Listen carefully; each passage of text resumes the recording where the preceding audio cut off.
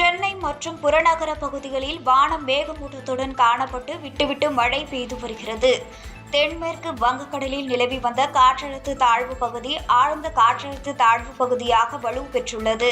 இது அடுத்த 24 மணி நேரத்தில் வடமேற்கு திசையில் வட தமிழகம் மற்றும் தெற்கு ஆந்திர கடற்கரை நோக்கி நகரக்கூடும் என்று, இதன் காரணமாக சென்னை, செங்கல்பட்டு மற்றும் திருவள்ளூர் மாவட்டங்களில் ஓரிரு இடங்களில் கனமழை பெய்ய வாய்ப்புள்ளதாக வானிலை ஆய்வு மையம் தெரிவித்திருந்தது. அதன்படி சென்னை மற்றும் புறநகர பகுதிகளில் வானம் மேகமூட்டத்துடன் காணப்பட்டு விட்டுவிட்டு மழை பெய்து வருகிறது.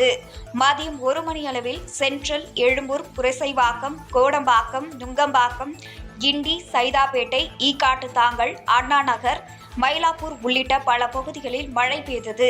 இதனால் வாகன ஓட்டிகள் மிகுந்த அவதியடைந்தனர்.